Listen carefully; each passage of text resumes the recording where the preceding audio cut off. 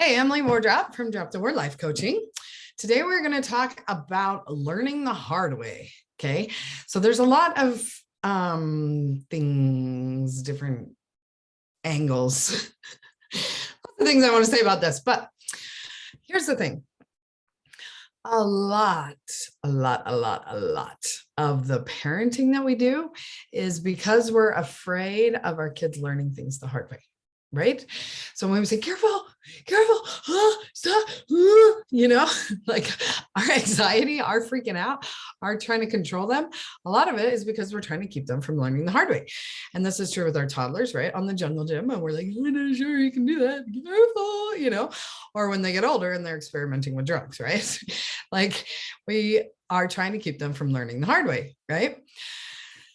But like we always talk about, agency, right? Think about Heavenly Father sending us down here to earth with agency, 100% willing to let us learn the hard way. In fact, that is the way to learn, right? Is from experience. The whole reason we're on this earth is for experience. And we forget that with our kids, that the whole reason they're on this earth is for experience, right? For growth, for learning. And growth and learning doesn't happen when you're sitting cozy and comfy, right? It happens when you're in a dangerous situation. So when we're like, careful, that's dangerous, don't do that. Don't do it because it's dangerous. What are we trying to, hate makeup, some sort of mascara drama. What are we trying to protect them from? And why? Like, we got to question this stuff. Okay. So they're on the jungle gym, right? And we're like, oh, they're not really that strong yet. They can't really do this stuff. What are we afraid of? We're afraid they're going to fall and hurt themselves. And of course, that's our job to protect our kids. But to what, where's the line, right? Between letting them learn and protecting them, right? And same applies for all of the learning throughout their whole life, even when they're adults, right? We got to step back and let them learn their own lessons, right? So here's an example, okay? Well, actually, first, let me just say, so I have a little video where I teach how to drop the mom guilt, right? And one of the principles that I always teach, not just in that video, but all the time, about dropping guilt is like, who made up this rule anyway, right? So, and I always use food examples, I always use eating because that's like my biggest stress. So somebody said we're supposed to have 3 meals a day, and then we're supposed to like sit down at the dinner table all together as a family and have these meals, right? And that doesn't work for some families. And then those moms feel guilty because they're not fitting into the mold, right? Those moms, this mom, right? And so I am always reminding myself and teaching my clients to think like, who made up this rule anyway? And do I actually want to follow this rule? Do I want to enforce this rule in my family? Is this even the best thing for me and for my family? And if the answer is no, then you drop it and the guilt goes away with it because you don't have that expectation of yourself, right? So here's the thing. I do this all the time, right? And so I let my toddlers play with nail polish because who made up the rule that toddlers can't play with nail polish? Well, somebody wise and somebody who knows that nail polish is very messy, hard to clean up, and very hard, like almost impossible to get out of carpet and things like that. So I do have my own rules, right? I do not want the carpet to have nail polish in it. So there's a rule about nail polish staying in the bathroom or staying on the tile or, and so there's that. They're supposed to do it like when I'm there supervising, whatever, right? So we do have our limits, my own limits that I made up for myself that I like and I'm willing to enforce, right? But kids and their agency, actually, you know what? We were in the bathroom and I was supervising. So I was right there, but a kid is still a kid. I don't know if she's considered a toddler because I think she was 5 at the time, like last week. And yeah, she had already turned 5. So it was an accident, right? She just spilled the nail polish accidentally. That's why you don't let little people play with nail polish, because accidents happen, right? And so there's this really great pattern. Like it went all over the toilet, the what's the thing called, squatty potty, and the tile, right? So luckily it's not carpet, right? So it's fine. It's just a big mess. It was very smelly in my bathroom. And anyway, the whole time I'm like cleaning it up, or like the whole time I'm feeling my frustration from the situation, all that, dealing with the whole circumstance of nail polish everywhere, I was thinking the thought, this is why people don't let little people play with nail polish, and feeling guilty about that like, oh, I've broke a rule, you grew up very black and white, right and wrong. This is following the rules, right? I'm like a rule follower personality, whatever. So that's where my guilt comes in, is because I broke a rule, right? So I must feel guilty. But whose rule is it anyway?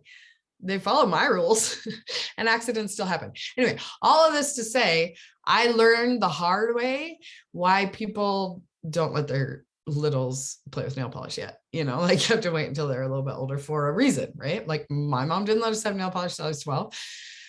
There's like a reason she didn't let us pierce our ears till I was 12. I'm not gonna learn that the hard way. I'm gonna keep, because my daughter, who's 6, thinks she wants to, and I'm like, you don't even let me brush your hair every day. Like, if we're not irresponsible enough to take care of earrings.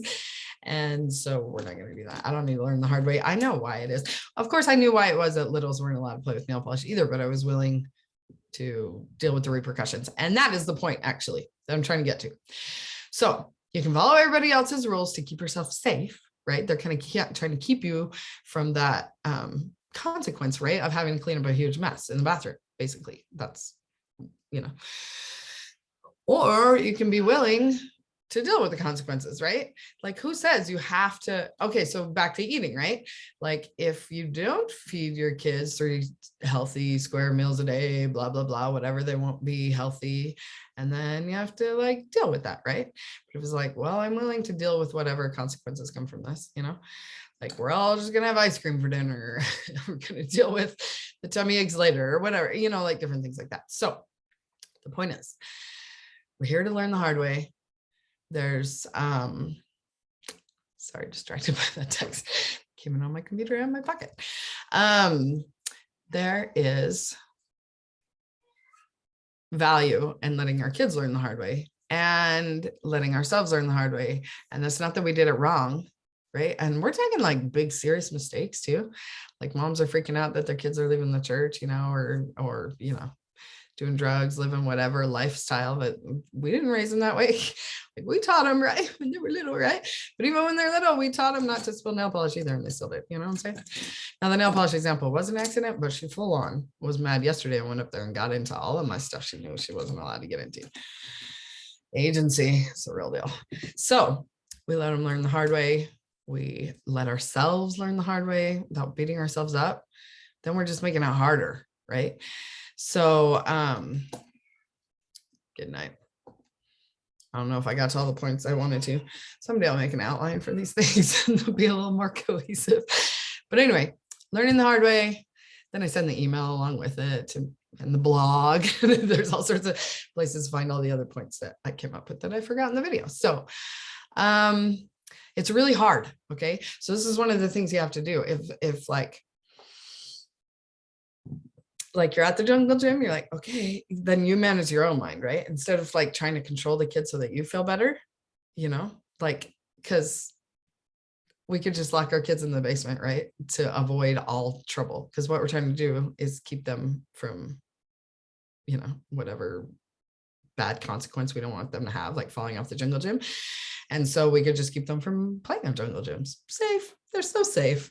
But what are they missing out on? Like the gross motor skills and their muscle development and having fun and like, how fun is it to just be safe here with mom? So I forgot where that train of thought was going. Sorry, I'm a little distracted. I got to get an Instagram live here in a minute. So anyway, point is that we're trying to keep them from the consequence that they're going to learn from. Oh, that it's hard for us to let them learn the lesson, right? So we breathe through it, right? Step 1 is always to breathe. So you just watch them on that playground. And if it makes you feel better to watch, go ahead. I'm kind of more like one of those, they'll be fine, they'll be fine, they'll be fine. So I'm thinking the thought, they'll be fine, because they will. Your fear is a misuse of your imagination, right? So you can imagine them falling off the thing and be sitting there all anxious that they're going to do that. Or you can remind yourself they're going to be fine. They're going to be fine. And that is using your brain, your thoughts, your imagination in a positive way, like imagining the good result, that they're just going to have fun. They're going to be safe. Everything's going to be fine. Or if you need to go to worst case scenario, you can, okay, they're going to fall. And then what? Like they'll be sad. Maybe they'll scratch their knee, like you can make up an imagination scenario. Maybe that's not worst case scenario, right? But a scenario that your brain will believe, because your brain isn't believing they'll be fine. They'll be fine because your brain is telling you they're in danger. They're in danger. So it's like not believing that. You're like, okay, they're in danger. I heard your brain. They're in danger of falling. And if they fell, they would scratch their knee and they would be sad and they would hurt a little bit and we would clean it up and their body will heal and they will be fine. Even if it's a bigger than, like if your brain is like, no, they're not just going to get a scratch, they're going to break a bone. All right, that won't be fun to have to take them to the ER. But again, their bodies are made for this. They'll be fine, right? The broken bone will heal eventually. We're going to have to deal with some drama, but the drama is where we learn, right? All the hard stuff, okay? So if all this sounds like, yeah, right, then drop to wearelifecoach.com, sign up to chat with me, and we can coach out your specific experiences and situations. You don't have to sit there feeling anxious for their outcomes all the time. You can let them learn the hard way, because that really is the way to learn. Because keeping them safe is just avoiding the lesson. Okay. And yeah, they'll stay safe, but then they didn't learn anything. So good times, this life of learning and growth and development. And we want what's best for our kids is not always to keep them safe. It's still let them learn. Mind blown? Let's chat about it. Okay. If you don't agree with me, I'd love to talk to you about it.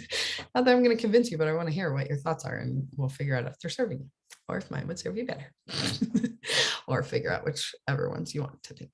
Okay. I'm trying to find the cursor at the end of this. Okay, here we go. All right. I'll talk to you later. Bye.